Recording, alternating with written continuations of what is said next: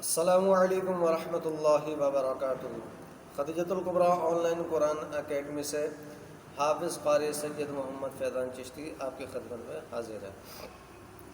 جیسا کہ آپ کے علم میں ہے کہ ہماری اکیڈمی کے تھرو واٹس ایپ کے ذریعے اور ایف بی کے ذریعے جو ہے ہم ایک ہفتے کا نماز کورس کروا رہے ہیں۔ تو اس میں جیسا کہ ہم نے کل آپ کو بتایا تھا کہ نماز میں 7 فرائض ہوتے ہیں، اور 7 فرائض میں سے ہم نے آپ کو پہلے فرض کے بارے میں بتایا تھا، یعنی کہ تکبیر تحریمہ کے بارے میں کہ تکبیر تحریمہ کسے کہتے ہیں، ٹھیک ہے۔ تو اس کے بعد تکبیر تحریمہ کے بعد جو دوسرا فرض تھا وہ تھا قیام، ٹھیک ہے۔ اب قیام کس کو کہتے ہیں؟ تو غور سے سماعت فرمائیے کہ قیام کس کو کہتے ہیں۔ قیام کہتے ہیں نماز میں سیدھا کھڑے ہونے کو، ٹھیک ہے۔ کس کو کہتے ہیں؟ نماز میں بالکل سیدھا کھڑے ہونے کو قیام کہتے ہیں، ٹھیک ہے۔ جب ہم تکبیر تحریمہ کہہ کے ہاتھ باندھتے ہیں تو ہم قیام کی حالت میں ہوتے ہیں۔ پھر قیام میں ہم کیا کرتے ہیں؟ ثنا پڑھتے ہیں، ثنا پڑھنے کے بعد تعوذ پڑھتے ہیں، یعنی اعوذ باللہ من الشیطان الرجیم، پھر پڑھتے ہیں تسمیہ بسم اللہ الرحمن الرحیم، ٹھیک ہے۔ اس کے بعد نماز میں تیسرا فرض کیا ہے؟ قرات۔ قرات کسے کہتے ہیں؟ نماز میں جو ہم سورہ فاتحہ پڑھتے ہیں یا دوسری سورت ہم پڑھتے ہیں، اس کو کہتے ہیں قرات، ٹھیک ہے۔ تو اب ہم نے تعوذ تسمیہ کے بعد ہم نے سورہ فاتحہ پڑھنی ہوتی ہے اس انداز میں: الحمد للہ رب العالمین الرحمن الرحیم مالک یوم الدین ایاک نعبد و ایاک نستعین اهدنا الصراط المستقیم صراط الذین انعمت علیہم غیر المغضوب علیہم ولا الضالین کہنے کے بعد آمین آہستہ سے کہنا یہ مستحب ہے، سنت ہے۔ تو اس میں کیا کرنا ہوتا ہے؟ بہت سے لوگ بلند آواز سے آمین کہتے ہیں، تو یہ بلند آواز سے آمین نہیں کہنا چاہیے، بس اتنی آواز سے آمین کہیں کہ آپ کے اپنے کان سن لیں، ٹھیک ہے۔ اس کے بعد آپ نے ایک سورت پڑھنی ہے جس کا پڑھنا واجب ہے۔ اب یا تو 3 چھوٹی آیت پڑھ لیں، جیسے مثال کے طور پر قل هو اللہ احد اللہ الصمد لم یلد ولم یولد ولم یکن لہ کفوا احد۔ اب اس میں تو سورہ اخلاص میں 4 آیات ہیں، ایک مثال کے طور پر میں نے آپ کے سامنے عرض میں نے کی ہے۔ یا تو آپ 3 چھوٹی آیاتیں پڑھ لیں جیسے سورہ کوثر میں، ٹھیک ہے، یا پھر ایک بڑی آیت جو 3 چھوٹی آیات کے برابر ہو وہ پڑھ لیں، کیونکہ اس کا پڑھنا واجب ہے۔ سورت سے پہلے سورہ فاتحہ کا پڑھنا یہ واجب ہے، اور سورہ فاتحہ کے بعد 3 آیات یا 3 آیات کے برابر ایک بڑی آیت کا پڑھنا یہ واجب ہے۔ اس کو آپ ذہن میں رکھیے گا۔ تو یہ ہو گئے نماز کے 3 فرائض۔ سب سے پہلے کل میں نے آپ کو بتایا تھا تکبیر تحریمہ، یعنی جس تکبیر سے نماز شروع کی جاتی ہے، ٹھیک ہے۔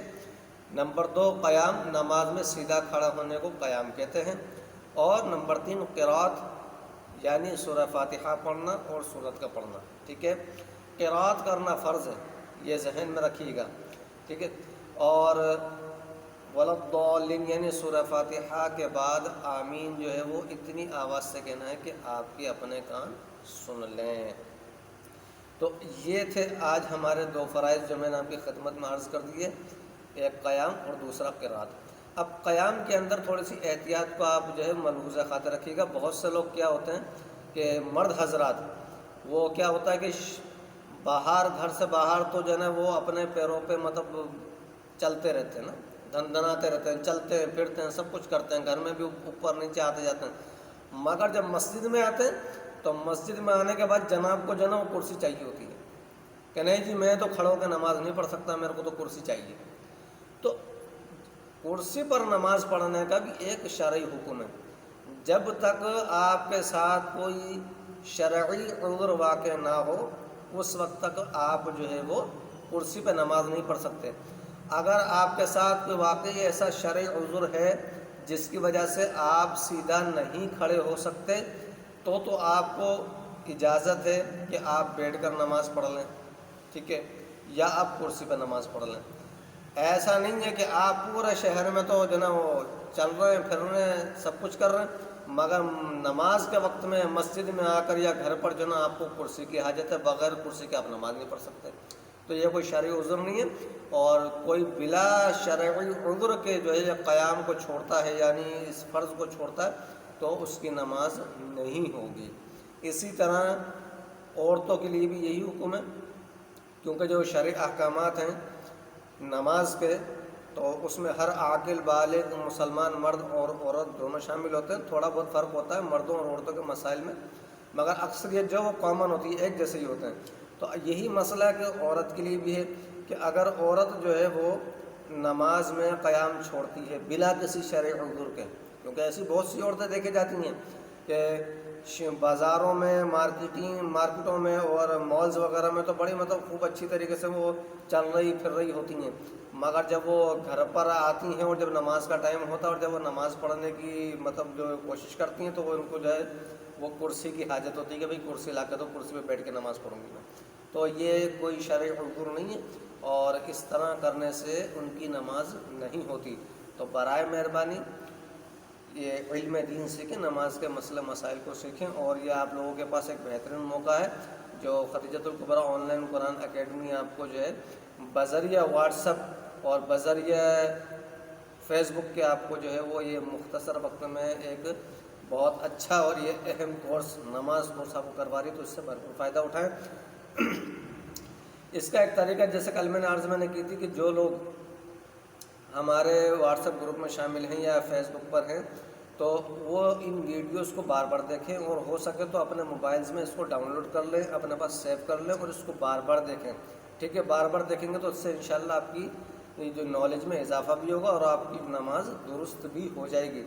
اور اس ویڈیو کو جو ہے وہ آپ زیادہ سے زیادہ شیئر بھی کریں ثواب کی نیت سے، اس سے انشاءاللہ آپ کو ثواب بھی ملے گا۔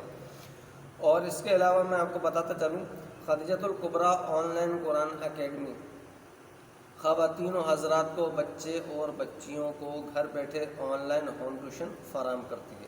تو جو خواتین و حضرات بچے یا بچیاں اب تک تجوید کے ساتھ قرآن پاک ناظرہ نہیں پڑھ سکے ہیں، تو وہ ہماری اکیڈمی سے فوراً رجوع کریں اور اس میں داخلے کی ترتیب بنائیں۔